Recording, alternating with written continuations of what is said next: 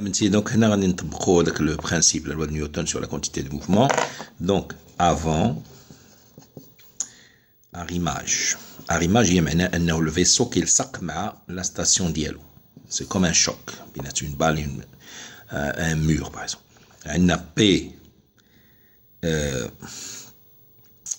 quantité de mouvement P, le vaisseau. Donc, on se met V. Plus la quantité de mouvement d'IL, la station ISS, qui est immobile,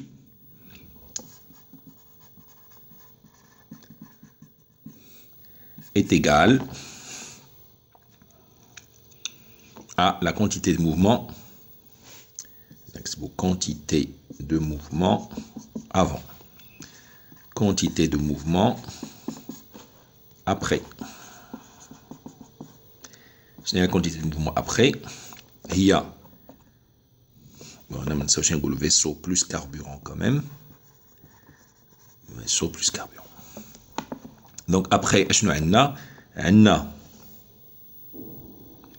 quantité de mouvement d'IL un seul système. On a deux systèmes. Le vaisseau plus l'ISS d'ILO. Plus maintenant les gaz.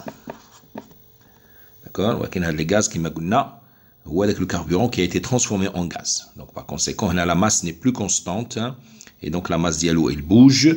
Et si la masse d'ILO bouge, je dois le sortir. D'accord? Donc ça va nous donner égal quantité de mouvement d'IL, ce qui ne bouge pas. Le vaisseau plus ISS plus quantité de mouvement d'IL les gaz. Bon, maintenant, je vais commencer à remplacer les choses par leur valeur. Donc, là, c'était la quantité de mouvement après. Là, c'était avant. Là, c'est après. Alors, je nous avant. Quantité de mouvement d'IL le vaisseau. d'IL ISS, c'est 0. C'est clair parce qu'il était immobile. Ou c'est la masse du vaisseau plus son carburant multiplié par sa vitesse initiale. Donc, on a l'équation 1, on se met l'équation 2. Donc, l'équation 1, je nous donc, tout ça, bien sûr, c'est égal à une constante. Donc, on MV, le vaisseau, plus le carburant, qui va devenir un gaz, M masse vaisseau plus carburant, multiplié par la vitesse de l'Aqda initiale, il y a le vaisseau avec son carburant, donc plus 0, est égal à l'équation de H4 avec une autre couleur.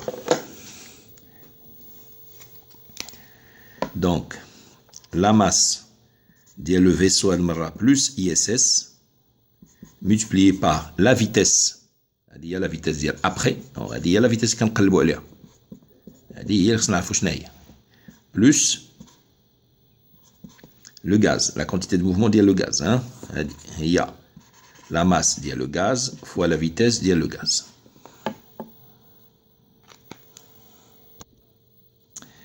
Bien. Alors, on a deux cas.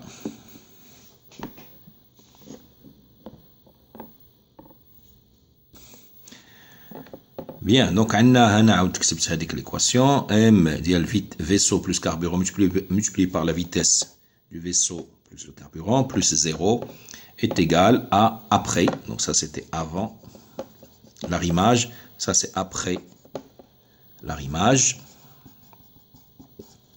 Voilà. Donc, il y a la masse, il y a le vaisseau plus ISS, la station ISS, multiplié par la vitesse après arrimage. Il y a le vaisseau plus ISS. C'est ça qu'on cherche. Hein? C'est ça qu'on doit trouver pour l'exercice. OK. Plus la masse, il y a le gaz, plus la vitesse d'échappement, il y a le gaz. Hein? Donc, la quantité de mouvement, il y a le gaz, le carburant ne garde pas la même masse. Mais qu'on a quelque chose qui ne garde pas la même masse, généralement c'est le carburant. eh bien à ce moment-là tu le sors de la quantité de mouvement. Donc, bien. Alors là, qu'est-ce qu'on va faire? Normalement, on a deux cas. Soit on connaît la vitesse avant, parce que la vitesse V, le vaisseau plus le carburant, c'était la vitesse avant. On peut l'appeler un peu la vitesse avant l'arrimage. D'accord? Oui, d'après la question B. Il y a 7,71 km par seconde. On connaît vitesse avant. La norme d'Yala, 7,71. Ou le sens d'Yala, bien sûr, il est tangente à l'orbite, à le vecteur vitesse. Il est comme ça. Ok? Donc, par rapport à le repère orthonormé, il est tangent et l'orbite, il est circulaire, bien sûr. Donc, sa valeur, sa norme, c'est 7,71 km par seconde. Donc, on a la vitesse avant. On a bien sûr la masse de le vaisseau. On a la masse de le carburant. On a la masse de l'ISS. On a la masse de les gaz. Il y a la même chose que la masse du carburant. On a la vitesse d'échappement des gaz. Donc, il n'y a plus qu'à calculer. Et on trouve la valeur recherchée.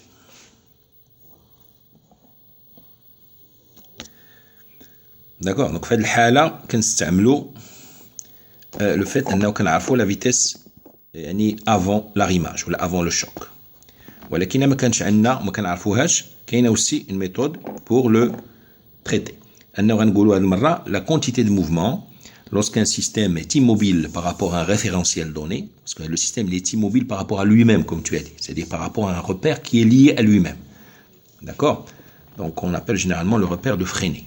Bon, peu importe, appelle-le le référentiel lié au système lui-même. On va dire il est immobile et dans ce cas-là, la variation, donc l'idée c'est toujours vrai, la variation, la loi de Newton nous dit la variation de la quantité de mouvement, il est égal à 0.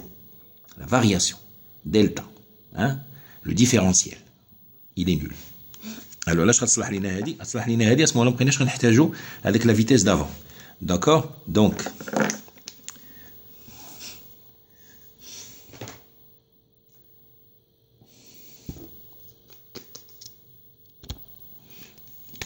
إذا نبغي نستعملوا la méthode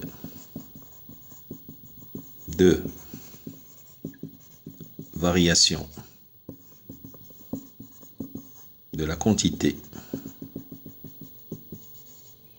de mouvement.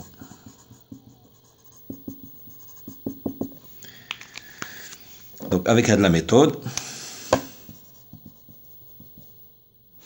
donc on a un référentiel géocentrique, lié au centre de la Terre. Qu'est-ce qu'on va dire? On va dire un delta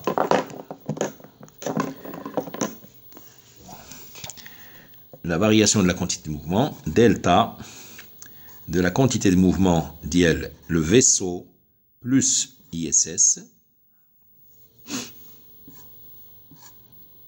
Donc delta plus, bien sûr, les gaz, quantité de mouvement d'IL, les gaz, la variation est égale à 0. D'accord? Donc, on a dit, avec la méthode de la variation, on utilise un référentiel lié au centre de la Terre. Là, M, vitesse V plus ISS, plus vitesse, c'est ce qu'on cherche, bien sûr, est égal à moins, de l'autre côté, moins M dial gaz fois vitesse dial les gaz d'échappement. Donc, il s'échappe de la station. Donc, ça c'est connu, ça c'est connu, ça c'est connu. Donc, implique vitesse dial le vaisseau arrimé avec la station ISS est égal à moins mg fois vg sur la masse de V plus ISS. D'accord? Donc, c'est simple. Ou bien, deuxième méthode, on dit que le système finissons avec cette méthode. Donc, deuxième méthode. نشوفوا شنو هي la méthode la plus simple ولا نستعملوا وحده باش نفيريفيو الاخرى. Pour être sûr qu'on a fait la bonne réponse, on peut utiliser la première méthode, la deuxième méthode, si on a le temps pour vérifier que le résultat est le même et donc c'est juste. Donc là, c'est par rapport à un référentiel de Freinet, c'est-à-dire lié à lui-même. Et bon, bien sûr, qui compte généralement comme ça. La normale, on a dit R, je crois. Hein? Voilà. Donc, elle le repère. Donc, par rapport à ce repère, bien sûr, le système ISS plus le vaisseau et le carburant qui est à l'intérieur, il est immobile. Il ne bouge pas par rapport à lui-même, implique la quantité de mouvement dialo. S'il n'y a pas de vitesse, c'est que la vitesse est 0, donc la quantité de mouvement va être nulle. Donc, il y a le vaisseau plus ISS plus le carburant, à dit qu'on égale à 0. D'accord? Alors, le carburant, et dans sa masse, il va changer pendant l'opération d'arrimage. Et donc, on va dire que c'est égal à M, le vaisseau plus ISS, multiplié par la vitesse, c'est ce qu'on cherche, V plus ISS, est égal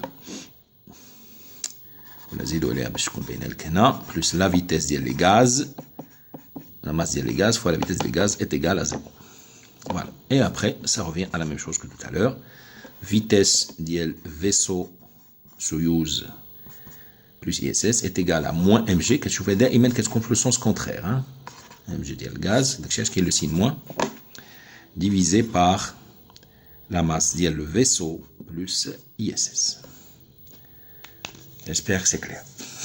Mais relis quand même l'exercice méthodique, les pour être sûr que tu as bien compris.